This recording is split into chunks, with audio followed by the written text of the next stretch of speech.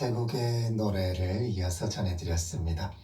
방금 들으신 곡은 이스마엘 로의 노래였어요. 서아프리카의 세네갈 출신의 싱어송라이터입니다. 1980년대부터 활동해오고 있고요. 국내에도 공연 다녀갔었죠. 이스마엘 로.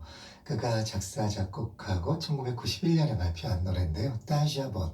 그의 대표곡이라고 할 수 있겠죠. 그리고 베드로 알모도바르 감독의 영화 내 어머니의 모든 것에 또 흘러서 또 그 영화와 함께 떠오르는 곡이기도 합니다. 따샤본. 세네갈의 이슬람 축제 기간에 어린이들이 집집마다 돌아다니면서 과일과 곡식과 또 옷 등을 서로 나누는 그런 전통 행사를 의미하는 말입니다.